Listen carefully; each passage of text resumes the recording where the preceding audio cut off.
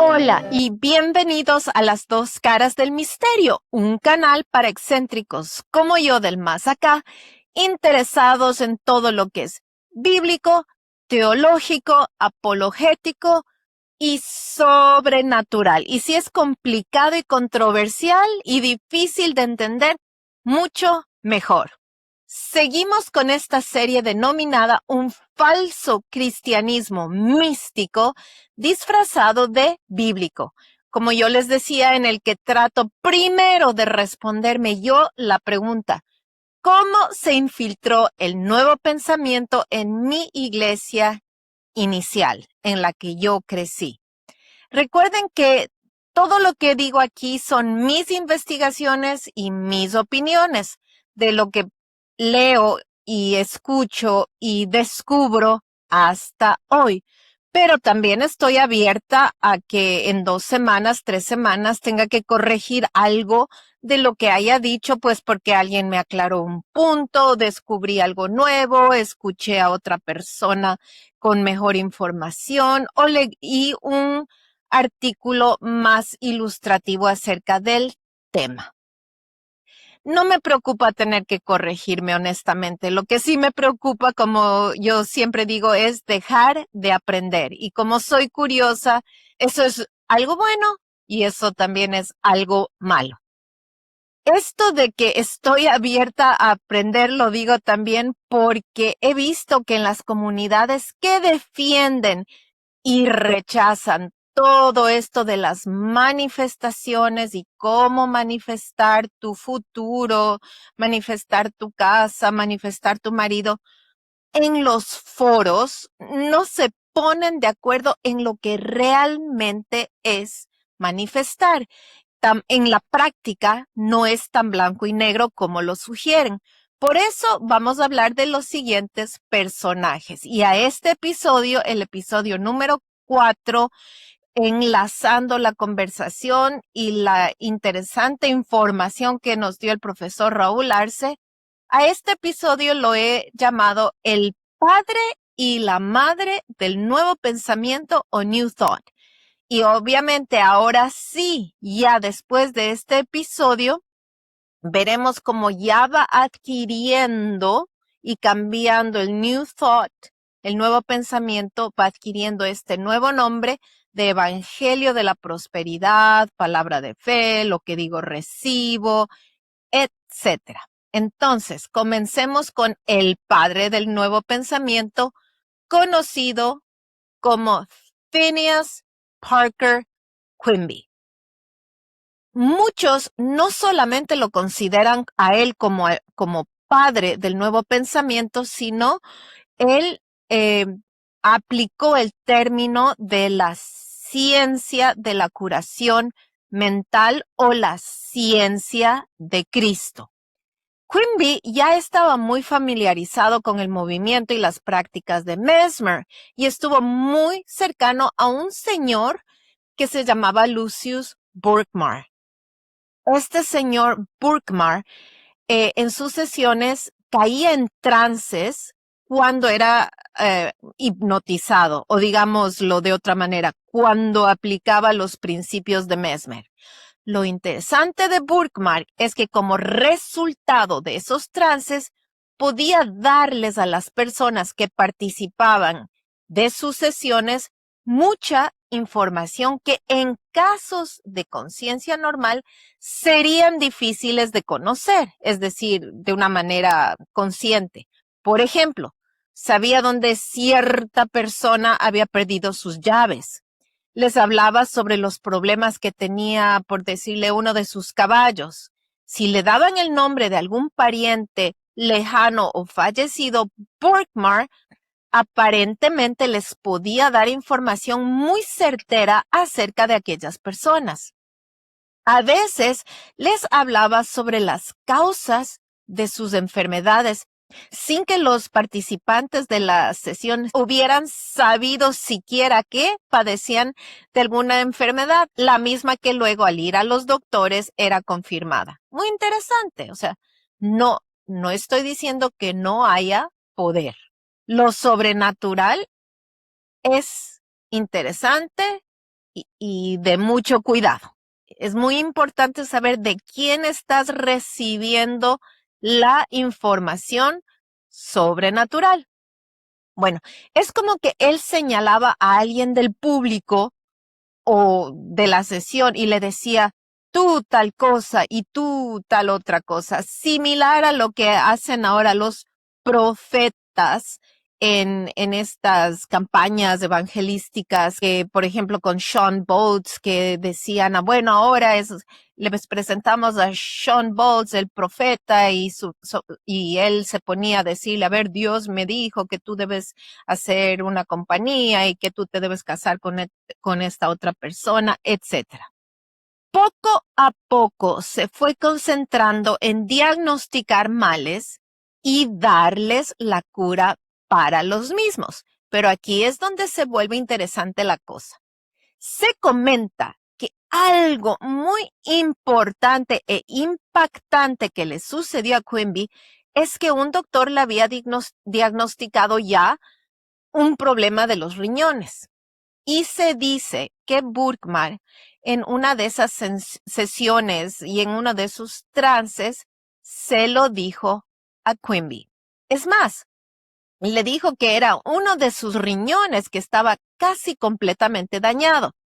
Le pasó su mano por la espalda con esto del toque terapéutico y se alega que a través del magnetismo animal, que ya lo manejaba Franz Mesmer, que después de esa sesión, Quimby dejó de tener dolores de espalda. No encontré más información sobre lo que pasara con sus riñones, pero por lo menos dejó de tener dolores de espalda. También alegaba haberse sanado a sí mismo de tuberculosis por el poder de la mente, aplicando ya él sus principios.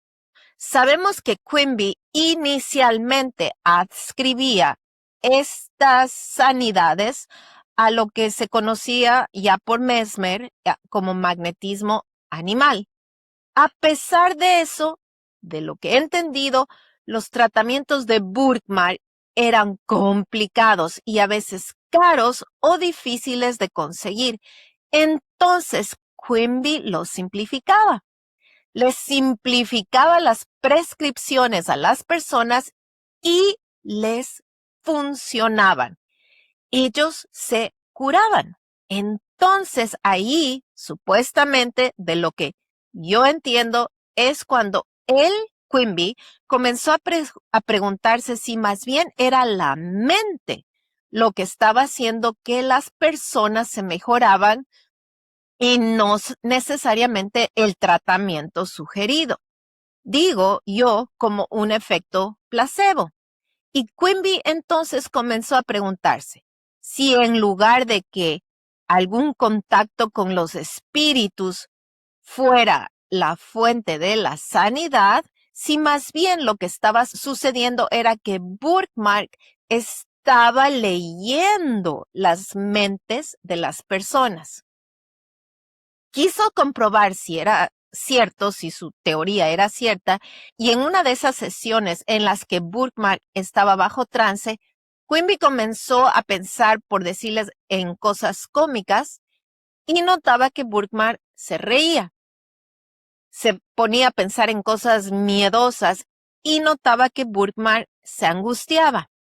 Entonces, concluyó que cuando él lo hipnotizaba, que entablaban los dos una conexión psíquica. Por ende, se comenzó a preguntar si a lo mejor el éxito de la curación de las personas no estaba en las recetas y prescripciones dadas por Burkmark, sino más bien si eran el resultado de los pensamientos positivos de las personas respecto de las prescripciones sugeridas.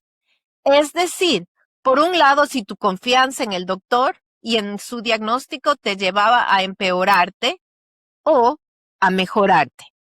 Muchos dicen o le dan crédito a él como alguien que descubrió el efecto placebo o le dio ese nombre, digamos. como resultado de esta nueva teoría y de este nuevo pensar de que no es algo necesariamente espiritual lo que está funcionando para que la gente se sane, sino más bien algo mental, él va abandonando las técnicas de sanidad de Mesmer.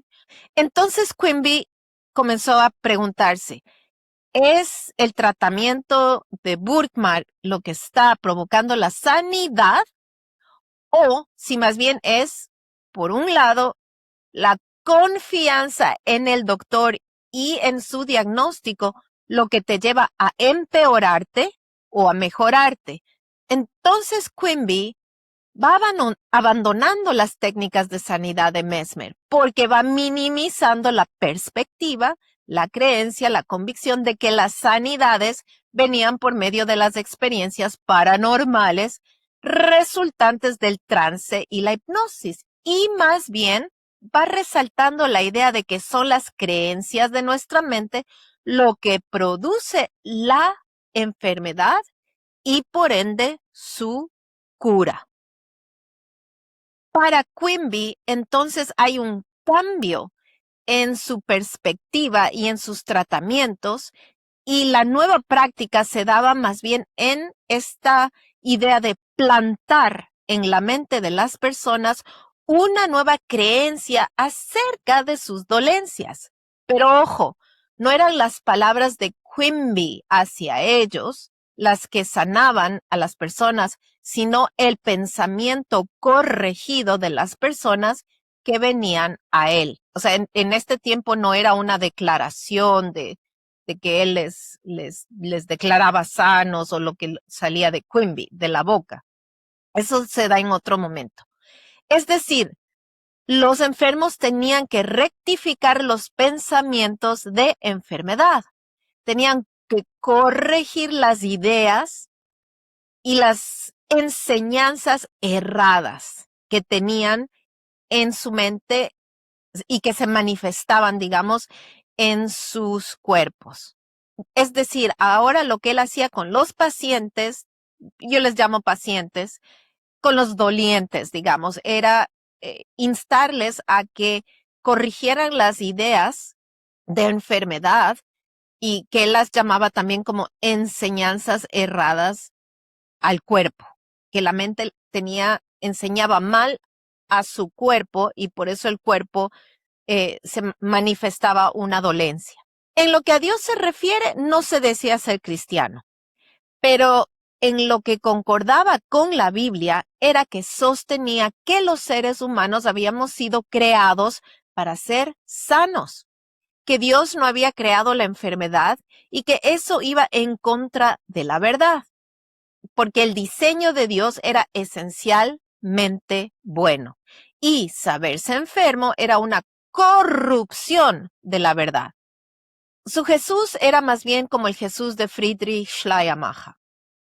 Esto me recuerda a mi profesor Donaldo de ese instituto pseudobíblico que siempre nos decía, si la realidad no está de acuerdo con la verdad, es una mentira. Pero dile eso a alguien muriéndose de cáncer, en un accidente, en manos de un psicópata. Hace poco tiempo a la nana de mis hijos tuvo una peritonitis. ¿Cómo le decimos a ella? No, no te preocupes, no te duele, es una idea nomás. No se te va a infectar todo el cuerpo si tu apéndice explota dentro de tu cuerpo. Para nada, solamente estás pensando mal. Bueno, el otro día viendo a John Collins del programa Leaving the Message o dejando este culto que se llamaba El Mensaje de William Branham, comentaba que en ciertas campañas de un conocido sanador observaban los ujieres a las personas más viejitas que querían oración y estaban en la fila para pedir oración de este sanador y obviamente les daban unas sillas de ruedas para que no se cansaran y pudieran avanzar en las filas. Y que ya cuando prácticamente llegaban cerca de ese sanador, ellos se levantaban de las sillas y todo el mundo le decían, ven el poder de Dios, se levantaron de las sillas, un paralítico más que Dios sana, y así probaban ellos que Dios hacía milagros. Entonces ahí vemos un poquito el teatro que sí sucede en estas sesiones de sanidades, especialmente cuando nos dicen tal o cual persona, él tiene el don de sanidad. Nadie puede activar el don de sanidad. ¡Qué horror! Pero bueno, sigamos con Quimby. Leí que él estaba convencido que sus técnicas de sanidad eran la ciencia de Cristo, lo que Cristo había enseñado al sanar a los enfermos. Él hablaba de las leyes materiales y espirituales y sugería que las leyes espirituales tenían sus raíces en Dios y que eran más poderosas y que por eso podían cancelar las leyes en el ámbito material y físico. Porque, según alegaba Quimby, Dios era sabiduría y verdad y sanidad, y los humanos traíamos opiniones falsas que teníamos que revisar y reestructurar, educar la mente, digamos. Y entonces los milagros eran la expresión de la victoria de las leyes espirituales sobre las leyes físicas. Yo creo que Quinn vivió muchas sanidades y yo creo que también descubrió el efecto placebo, pues como él decía, le cambié la prescripción de Burkmar, se sanó. Entonces yo creo que esa fue la convicción de la persona y eso yo creo que también sucede mucho en las iglesias cristianas y no lo estoy viendo al efecto placebo como algo tan negativo necesariamente, porque digamos en la ciencia ahora se necesita saber si esta combinación de químicos realmente ayuda a las personas a mejorar una dolencia o no. Pero por otro lado, también creo que muchas de las cosas que pasan en la iglesia y de las sanidades no necesariamente es un obrar sobrenatural de Dios, sino ese efecto placebo, ¿no? En el Club 700 estaba muy de moda, no lo estoy criticando, simplemente estoy describiendo una situación. En el Club 700 era muy normal que al final del programa tenían estas personas palabras, ¿cómo es que se llaman? El don de ciencia, ¿no? Decían tal persona o tal otra persona está enferma, o te decían toca la pantalla porque Dios puede obrar a través de la pantalla de la televisión y oremos en este momento. No me estoy burlando ni ridiculizando la intención de querer orar sinceramente por los enfermos, pero estoy diciendo que muy probablemente en estas sesiones y por estas prácticas, inclusive porque te haya tocado el famoso alemán, el americano, argentino que viene a orar por ti, pues te haya sanado por medio de un efecto placebo. ¿Quién te dice que sí? ¿Quién te dice que no? Pero sí quisiera ponerles a pensar en eso, que a veces en las iglesias muchas de las cosas podrían realmente ser un efecto placebo o también show. Y de eso hay mucho, se podría hablar mucho más y lo haré en un futuro. Pero bueno, sigamos con Quimby. La idea era que descubriéramos nuestra esencia divina por ser hijos de Dios y creados por Dios y alinearnos con esa verdad. Según Quimby, debíamos dejar de vivir en nuestra naturaleza inferior y vivir nuestra naturaleza superior, divina, alineada con la verdad de que somos personas buenas, de que Dios nos creó buenos. Para Quimby, nosotros estábamos divididos en dos. Por un lado, éramos el hombre espiritual superior, el Cristo interno o la conciencia crística, que es la que, según él, Jesús se convirtió en Cristo cuando alcanzó esta conciencia crística, y luego el yo natural o inferior, que es la mente material y de opinión, la que entretiene ideas negativas de pobreza, enfermedad, depresión, etcétera. Entonces, cuando la mente natural permite que hayan pensamientos negativos, estos se riegan, esparcen, por así decirlo, en la mente espiritual, creando una falta de armonía. Y así el espíritu forma la enfermedad. Recordemos que lo espiritual siempre cancela lo que sucede en lo material. Entonces, al reeducar la mente material, lo espiritual cancelaría lo que sucede o lo malo que sucede en lo material. La causa de todo se inicia en el ámbito espiritual. Todas estas son ideas de Quimby. Y él veía a Jesús como un hombre que había logrado encarnar la divinidad de manera completa y absoluta y exitosa como Buda, ¿no? Cuando llegó al nirvana. Por eso ni la muerte había podido con él. Y según él, Quimby, Jesús manifestaba el poder espiritual superior, su divinidad interna, y por eso podía decir, tu fe te ha salvado, por ejemplo. Entonces, resumamos. Cuando Quimby les decía a las personas que tuvieran fe, la connotación era ten un pensamiento positivo, corrige tus malos pensamientos y busca la armonía entre lo material y lo espiritual. De alguna manera vemos que el nuevo pensamiento tiene un sesgo cristiano porque Quimby menciona a Cristo, simplemente que lo hace bajo una diferente connotación. Y repito, uno de sus libros, uno de sus escritos se llamaba La ciencia de Cristo. Y obviamente al mencionar a Cristo y a Jesús tiene raíces tomadas por aquí y por allá de los textos que comprenden la Biblia. Y ya podemos observar su influencia en el Evangelio de la Prosperidad y la palabra de fe. El nuevo pensamiento tuvo un resurgimiento muy fuerte alrededor del 2005 con la ley de la atracción y el secreto de Rhonda Byrne, creo que se llamaba.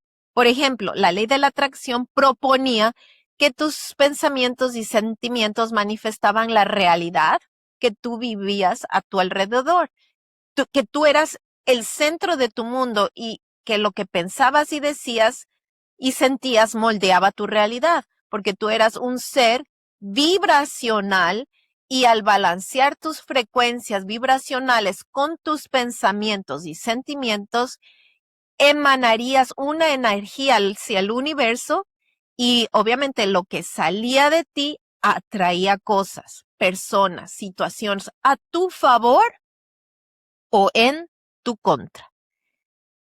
Aquí hay mucho que pensar. Entonces, en la palabra de fe y el evangelio de la prosperidad, cuando no te sanas, es decir, estas personas que dicen tener el don de sanidad, cuando ellas no te sanan, lo tienen facilito. Te dicen que, tú no tienes la fe necesaria para recibir la sanidad, tienes un pecado oculto que no deja que fluya la sanidad de Dios, o que es un ataque demoníaco y necesitas más liberación, o han llegado hasta el punto de decir, tú ya estás sanado, pero no se manifiesta la sanidad todavía porque los tiempos del Señor son los tiempos del Señor y no los nuestros. Se oye cada cosa en estas sesiones de sanidad. En cambio, en los foros del nuevo pensamiento, las personas que creen en las manifestaciones y quienes las refutan no se ponen de acuerdo en qué mismo es una manifestación. Lo que a mí me preocupa del nuevo pensamiento es, por ejemplo, esto de que lo que sale de ti es lo que atraes. Primero, porque dejan de lado el funcionamiento del cerebro, la biología, la psicología, las patologías psicológicas, etcétera. Y yo que trabajo con personas que tienen dislexia, disgrafía, discalculia, digamos, yo sí les garantizo que ellos no están atrayendo para sí mismos estas enfermedades, estas dificultades y estos desórdenes porque preferirían no tenerlos. Entonces yo aquí les hago una pregunta. Tuviste un accidente, un borracho tomó un carro y te chocó. ¿Tú lo atrajiste? ¿Alguien fue ultrajada sexualmente por una persona? ¿Esa persona atrajo eso? esta pareja decide que ya es hora de ser papás y descubren que la mujer o el hombre no pueden tener hijos. ¿Lo atrajeron?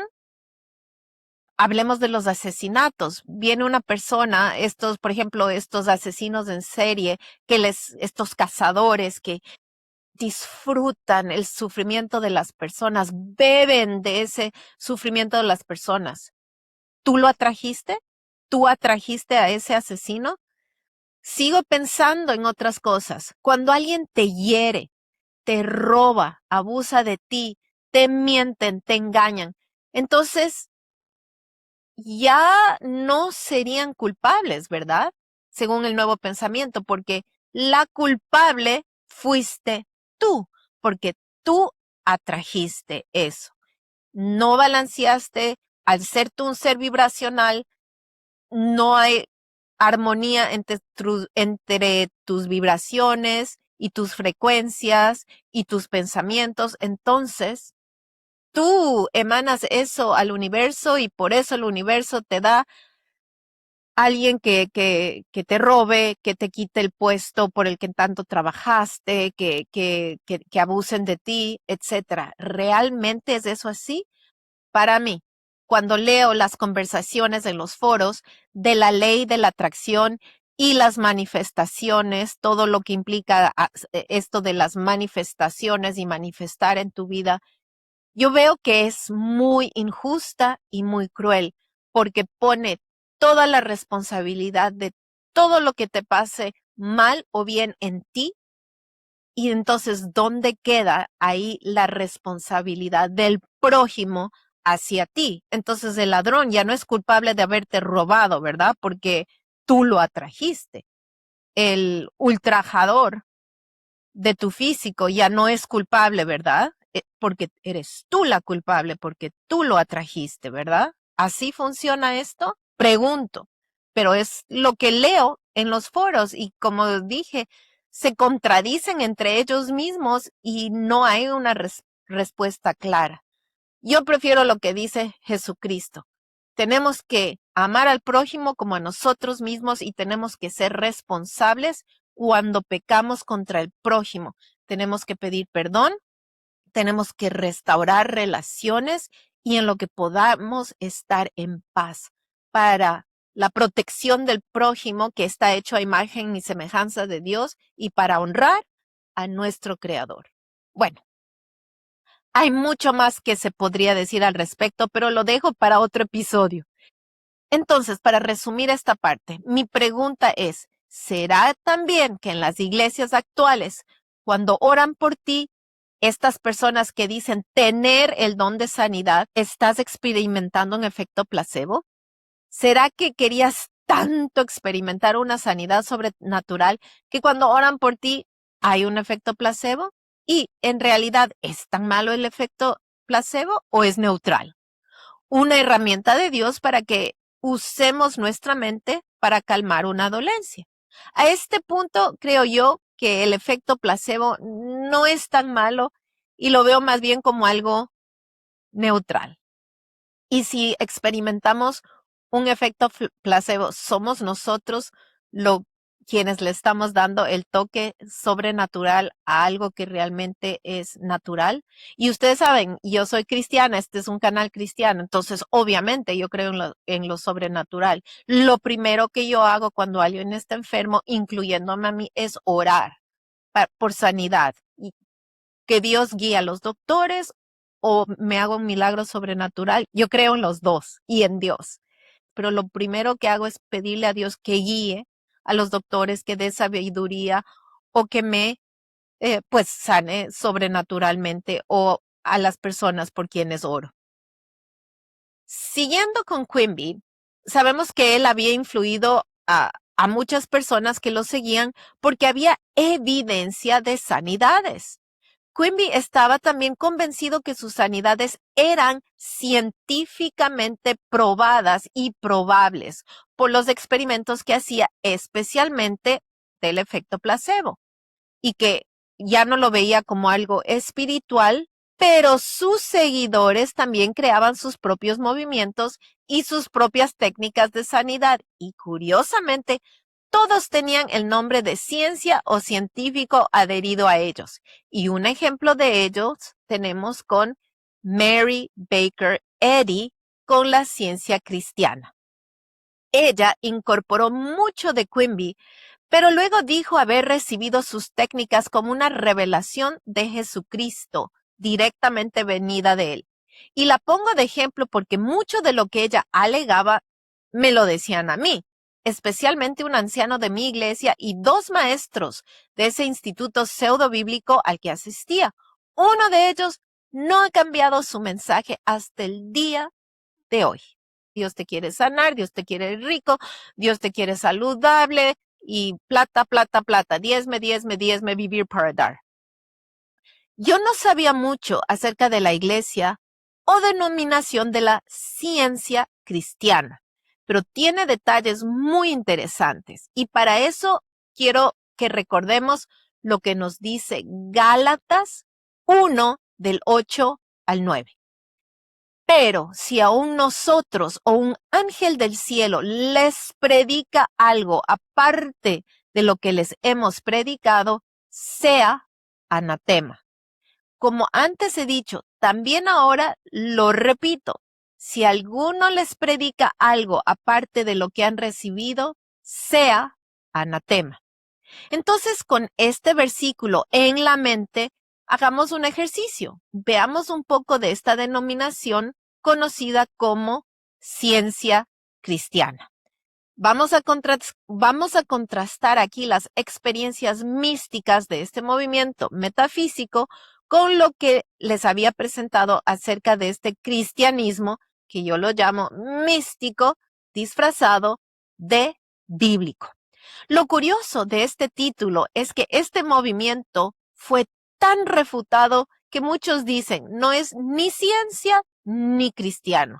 Y vamos a ver sus características. Y algo que yo no sabía era que una de las personas que más refutó a la ciencia cristiana fue Mark Twain, el escritor Mark Twain. Bueno, para los que les gusta la literatura, un pequeño detalle informativo de lo que uno va descubriendo cuando lee estos movimientos. Sigamos hilando cómo se infiltró el nuevo pensamiento en mi iglesia. Mary Baker Eddy fue criada dentro del marco religioso calvinista y ella rechazaba totalmente la doctrina de la predestinación, del juicio final, el infierno y el juicio eterno. Esto lo veo en Friedrich Schleiermacher y, por ejemplo, vimos ese sesgo con Channing cuando básicamente hubo esta ruptura y los calvinistas se separaron totalmente entre trinitarios y unitarianos universalistas, por ejemplo. Entonces, lo que simplemente estoy encontrando es que muchas de estas personas estaban muy ligadas o salían de ambientes calvinistas y se iban al otro lado, como de un péndulo al otro péndulo. Entonces, Dios es bueno, no castiga, no hay juicio eterno, todo es luz, como Emanuel Swedenborg, que ya el juicio hubo, ahorita todos somos buenos y estamos creciendo en esa bondad, etcétera. Pero bueno, Mary Baker Eddy parece haber tenido muchos desacuerdos religiosos con su padre y en su búsqueda de lo espiritual descubre las enseñanzas de Ann Lee, quien se refería a su Dios como nuestro Madre Padre Dios. Entonces, ahí vemos, por ejemplo, una de las diferencias. Ya no es Dios Padre, sino Madre Padre Dios. Y así como Quimby es el padre del nuevo pensamiento, muchos la consideran a ella como la madre del nuevo pensamiento. Se dice que ella era de salud pobre, parece que sufría de muchas convulsiones o espasmos, cambios de humor, lo que algunos a veces compararían hoy con bipolaridad, narcisismo grandioso, quizás ciertos ataques epilépticos, etcétera.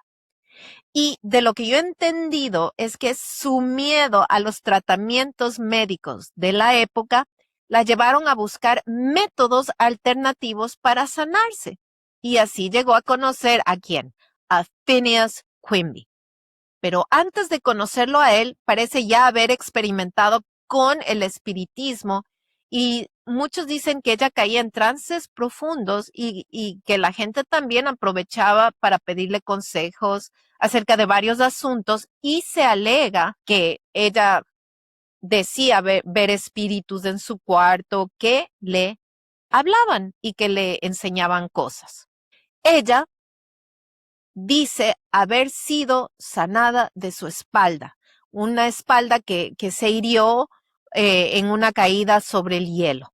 Este relato es muy controversial, pero lo que ella alega es que leyó en Mateo el relato de cómo Jesús sanó al paralítico y como que vino sobre ella esta, digamos que unción, esta revelación, y ahí es donde ella aprendió, primeramente se sanó a sí misma y luego de ahí vendría el empuje para ella crear su movimiento. Básicamente, este recuento ha sido muy cuestionado y hasta refutado por el doctor que la habría tratado, porque unos relatos dicen que ella no estuvo tan mal en esa caída y que todo lo utilizó para hacer un show. Y se dice que el doctor refuta, uno, que ella haya sido sanada completamente, y la contrarréplica de ella es que ella sí se sanó, pero las malas palabras o las palabras negativas dichas por el doctor hacia ella por un tiempo provocaron que ella se enfermara otra vez. Sea como sea, ella plagió a Quimby y lo que Quimby tenía como la ciencia de Cristo, ella escribió un libro que se llamaba Ciencia y Salud con la llave de las Escrituras. Y creó este movimiento que se conoce como la ciencia cristiana. Entonces, en la ciencia cristiana, Mary Baker Eddy sigue promoviendo esta idea de que uno puede sanarse a través del poder de la mente y que lo que la mente cree es lo verdadero. Se dice que ella era muy autoritaria y dominante y sus seguidores la veían como igual a Jesús. Y ella permitía que la designaran literalmente como sucesora de Jesús. La llamaban Madre Mary. La ciencia cristiana tiene una cosmovisión panteísta. Dios es todo y todo es Dios. Entonces, según ella, Dios es esta divinamente buena. Y lo que no es espíritu, es decir, la materia, aquí es donde cambia con Quimby, no existe. El espíritu panteísta en todo es lo eterno y lo material es lo irreal y temporal. Si Dios es vida y Dios es todo, entonces la muerte o la no vida no existe. Es una ilusión.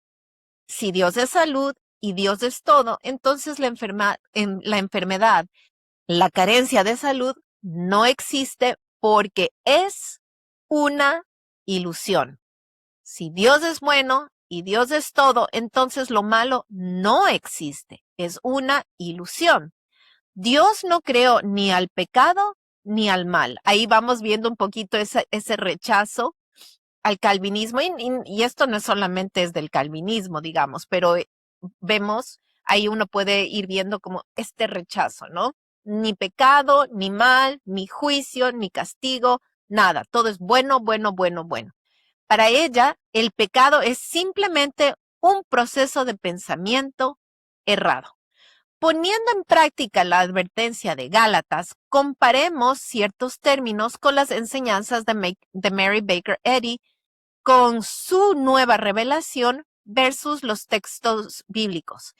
La parte donde dice textos bíblicos está incompleta. Está incompleta porque yo la quisiera rellenar en un futuro en una conversación con algunos de mis profesores de teología.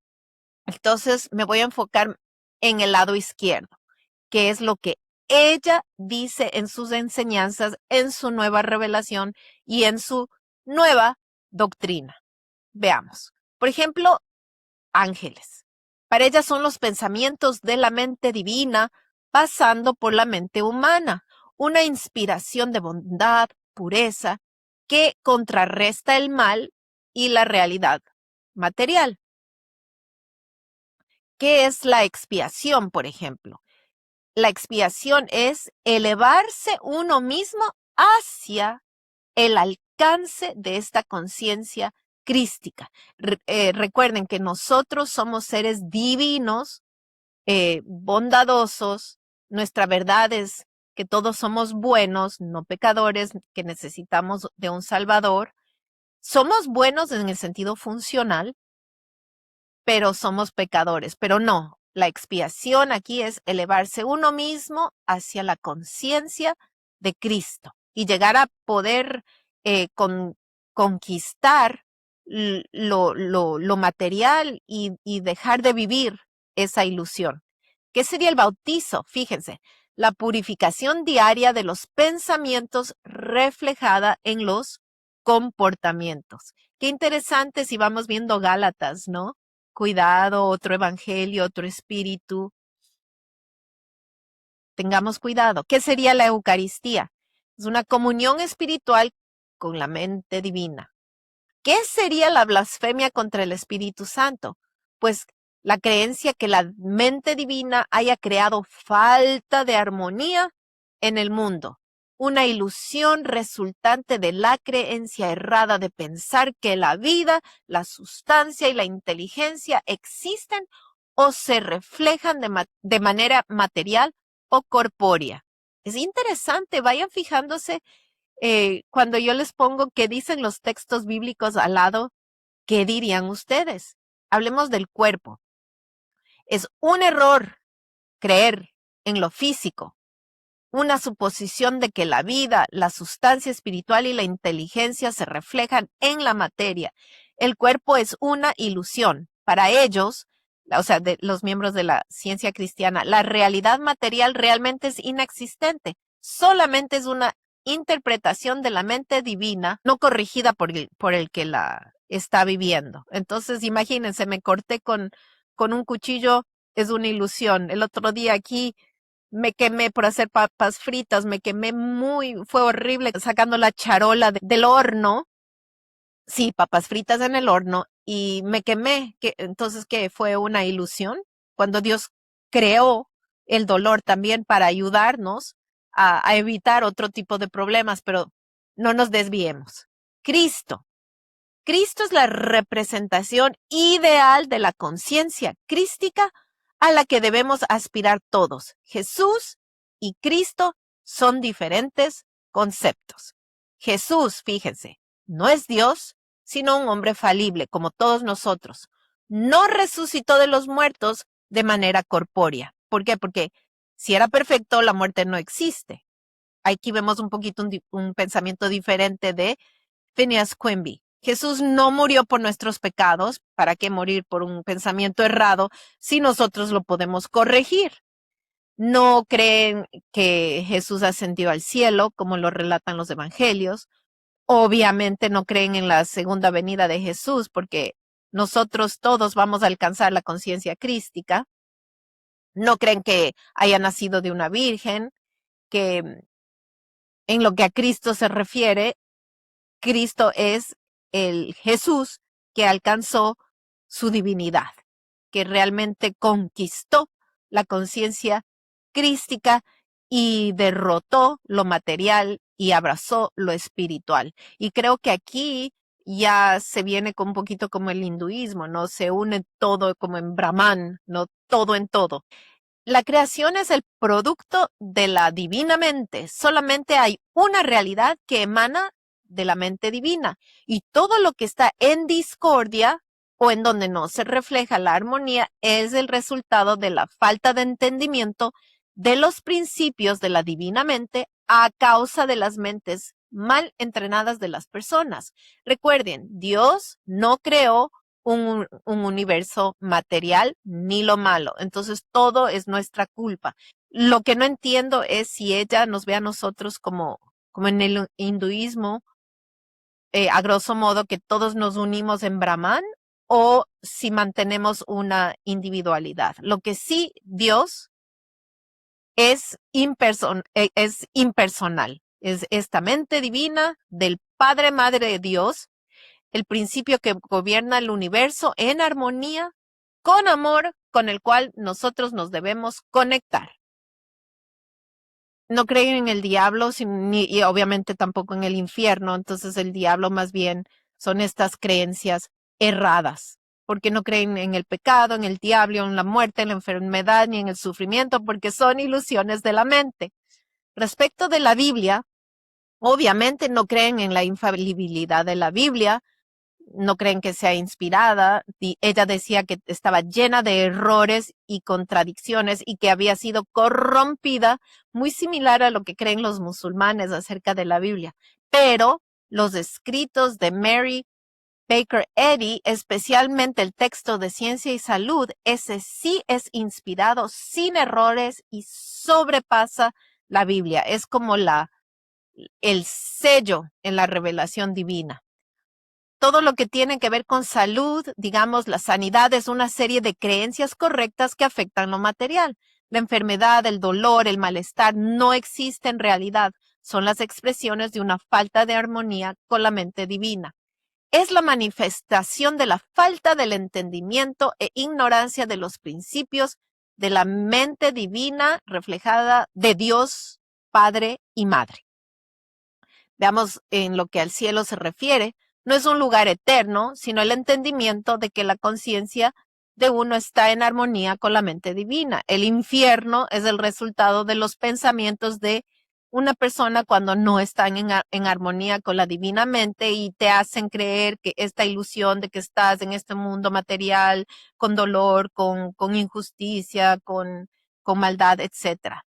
El Espíritu Santo es la ciencia divina o Espíritu de Dios Padre y Madre únicamente discernible por una persona a través o por medio de su concienciación espiritual. Sí, es una palabra.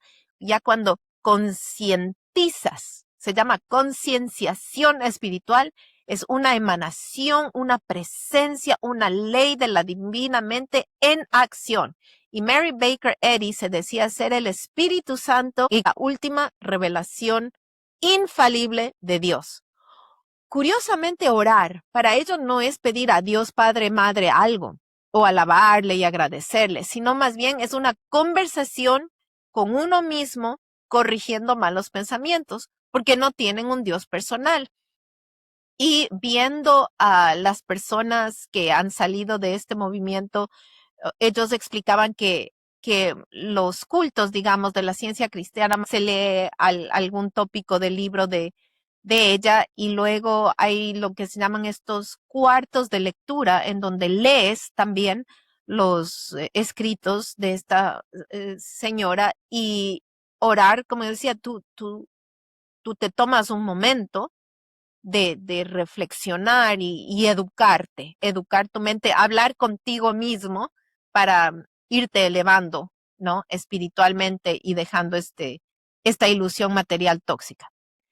Tienen una relación muy tóxica con la medicina porque prefieren acudir a los sanadores que practican las técnicas de la ciencia cristiana. Escuchaba a unas personas que salieron de esta secta y decían, de haber sabido que una aspirina me iba a sanar el dolor de cabeza, me la habría tomado enseguida, en lugar de sufrir horas y días con esta jaqueca. Y me cuenta mi mamá que ya tenía una amiga cuya madre era miembro de la ciencia cristiana y que murió por no ir al doctor. Y porque obviamente, porque ellos prefieren acudir a las personas que han estudiado estas técnicas dentro del movimiento de sanidad, pero no se sanan. Y curiosamente hay muchos juicios contra los padres de de este movimiento que no llevaron a sus hijos al doctor y muchos de sus hijos o quedaron enfermos, graves o murieron a causa de la falta de la atención médica. La salvación para ellos, vida, verdad y amor, entendido y demostrado como la experiencia correcta y suprema en todo, cuando la enfermedad, el dolor y la muerte dejan de ser experimentados ya. La Trinidad es la armonía entre la vida, el amor y la inteligencia. Bueno, con esto les dejo por el día de hoy, porque luego seguiremos con otros movimientos que salieron de ella. 2 personas más muy interesantes que nos van a ayudar luego a entender, ahí sí ya con nombre y apellido, cómo llegó esto al cristianismo y luego ya no necesariamente con nombre y apellido, quizás solo con nombre a mi iglesia en Cristo. Quiero cerrar este capítulo más bien con una conversación pequeña que tuve con el profesor Raúl Arce, que en su curso de exégesis hebrea nos explicaba lo que es la diferencia entre bueno y funcional en el hebreo y yo le pedí que me explicara un poquito más y espero que les guste esta pequeña intervención. No se olviden, por favor, de comentar, escribirme y si tienen algún testimonio acerca de sanidades y su experiencia con esto del Evangelio de la Fe y quizá sanidades verdaderas o falsas, por favor no se olviden escribirme a mi correo electrónico. Pero veamos ahora cómo nos explica el profesor Raúl Arce los términos bueno, funcional, bondad, etcétera. Disfruten. Yo me acuerdo que en sus clases, he tomado tantas clases con usted que a veces ya no sé en cuál específica, si en la de escatología o en la de Qumran, pero usted nos hablaba de la diferencia de la palabra bueno y bien. Entonces, la una es funcional y la otra puede ser bien de bondad o bien de estar cómodos o tranquilos o en paz. ¿Nos podría, por favor, explicar un poquito qué es la palabra bueno? La palabra que nosotros traducimos generalmente como bueno en hebreo es la palabra tov. Ya. Tet, vav y bet al final. Tov. Yeah. Pero en realidad, ¿qué es algo que es bueno? Desde nuestra perspectiva occidental, moderna, porque recordemos que el hebreo es un idioma oriental antiguo, bueno es algo que me agrada, algo bello a la vista, por ejemplo. Pero desde una perspectiva hebrea, la palabra tov, que generalmente traducimos como bueno, significa algo que funciona bien, algo funcional. Por ejemplo, cuando usted destapa un reloj mecánico de los antiguos y mira la complejidad de los engranajes y cómo cada uno de los engranajes interactúa el uno al otro para una función específica, que es mostrar la hora del día. Eso, desde el hebreo antiguo, sería tov, porque es algo funcional. Tov.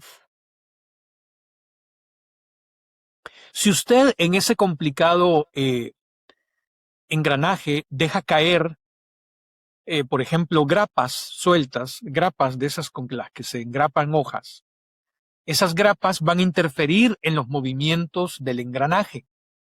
Y entonces eso desde el hebreo se llama ra. Y ra, que a pesar de que se traduce normalmente malo, la acepción antigua se refiere más bien a algo que es disfuncional. Es decir, algo que funcionaba bien, algo tov, por el hecho de una acción específica, en este caso maliciosa, pasó a ser algo ra, disfuncional. Ra, ok.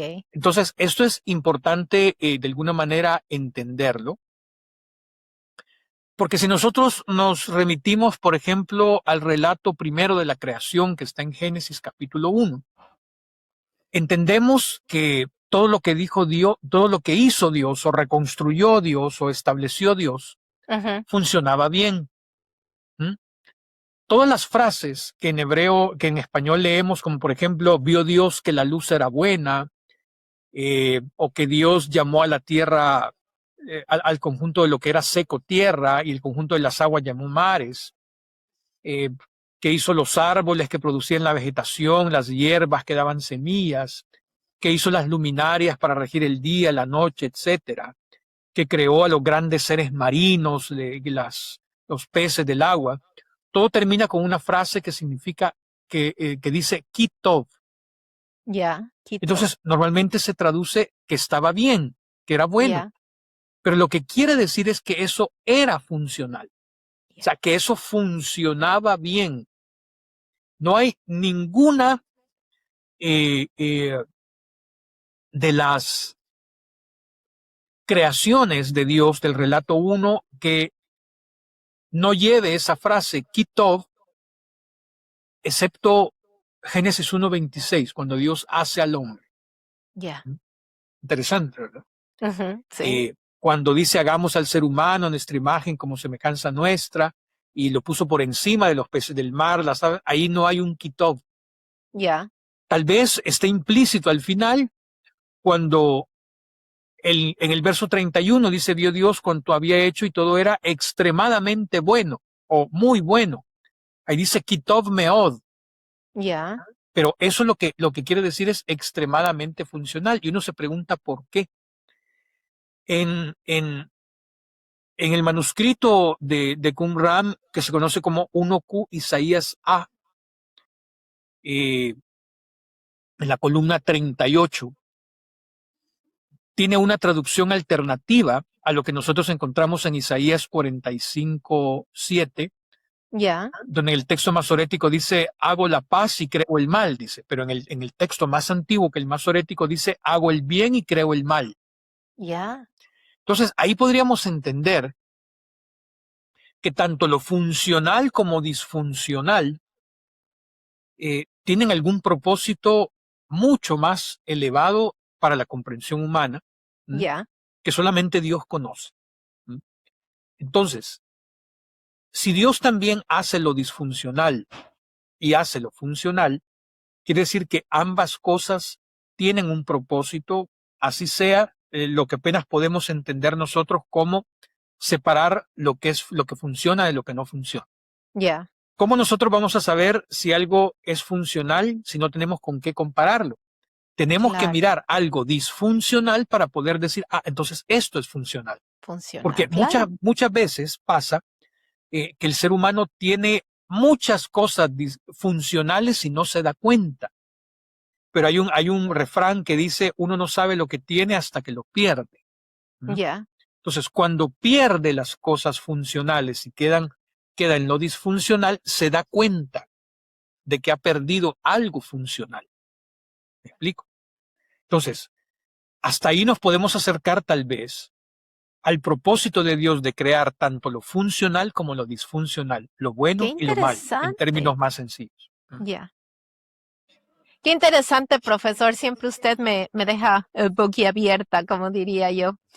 Pero con esto creo que ya tengo suficiente material, profesor, para poder ir conectando en el capítulo de hoy y en el próximo capítulo. Excelente, excelente, excelente. Me alegra mucho. Y espero que podamos seguir teniendo este tipo de conversaciones que me ayude con mis curiosidades en un futuro. Por supuesto, yo siempre estoy a sus órdenes, ¿verdad? Para mí es un gusto poderle colaborar porque creo que estamos trabajando en el mismo sentido, ¿verdad? Sí. Procurar la búsqueda incansable y constante de la verdad hasta que algún día nos acerquemos lo más posible, ¿ok? Y antes de que se me vaya, profesor, por favor, coméntenos del curso que usted va a dictar eh, en agosto, creo que es, En agosto, para poder promocionarlo y promoverlo aquí en el canal. con mucho gusto. Resulta que he venido trabajando una serie de conclusiones y una serie de hallazgos que tienen que ver con los rollos del Mar Muerto, Qumran y los esenios.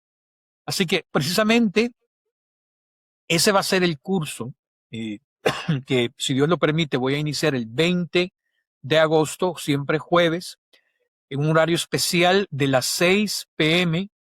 Hora Colombia, que Ah, vienen ya. siendo las 8 de la noche, hora del oeste, ¿verdad? Si no me equivoco, de Estados Unidos y bueno, o 7, si no me equivoco, habría que ver ahí, 7. que tiene que ver con las conclusiones que sacaron los primeros qumranólogos, o sea, Ah, los que ya. se metieron a las cuevas literalmente a desenterrar los manuscritos y pegarlos con cinta adhesiva porque no había tele digital. Me refiero a Yigael Yadin, a Flosser, a Deveau, a Milik y a otros que en la primera década de investigación sacaron unas conclusiones y lo sorprendente que esas primeras conclusiones, después de una larga vuelta y de todo el método de la iluminación, ¿verdad? De dudar y dudar y dudar, al final son conclusiones que han sido verificadas y por supuesto ampliadas. Entonces, en este curso vamos a hacer un recorrido sobre esas conclusiones y está dirigido al público en general, pero específicamente al público cristiano de cualquier denominación, Ya. para principalmente refutar esa creencia de que Dios guardó silencio durante 400 años entre el Ya. Antiguo y el Nuevo Testamento. La verdad es que no. La verdad es que no. Ujú. Definitivamente Dios siempre tuvo su ejército de vanguardia ahí preparando el camino para la llegada de nuestro Salvador. Dentro de lo que vamos a tratar en las 8 clases, la primera clase se llama Descubrir, descifrar, adquirir y publicar los rollos. Ya. La segunda clase se titula El sitio y sus excavaciones. La tercera, que es muy importante, la historia de la secta, sus creencias y su estilo de vida. Vamos a ver los tipos de rollos, porque hay diferentes tipos de rollos. Unos son propios de la secta, otros son parabíblicos, otros son bíblicos, etcétera. Vamos a hablar sobre las disputas que había entre los fariseos y lo que posteriormente se convirtieron en sus herederos, los rabinos del judaísmo, Ya. con los esenios. Había una disputa constante. Vamos a hablar sobre la Interesante. influencia esenia en el cristianismo, que es muy importante. Vamos a tratar los rollos como fuente histórica y al final, para cerrarlo con broche de oro, vamos a hablar sobre las controversias que han habido sobre los rollos del Mar Muerto, todos aquellos que han dicho que eran falsos, aquellos que han hecho conspiraciones de que no quieren que quieren ocultar el contenido porque destruye la fe, todo eso lo vamos a tratar. Así Ah, que creo ya. que es un curso novedoso, muy interesante, inédito, inédito, no se ha dado ni en la escuela ni en ninguna otra institución Qué y bien. si Dios así lo permite, pues vamos a arrancarlo el día 20 de agosto. Perfecto, profesor. Y yo voy a poner toda la información en mi canal. Hasta Así que luego. tenga una hermosa tarde y nos vemos hoy en clase. Nos vemos ahora en clase. Así es. Bendiciones. Hasta luego.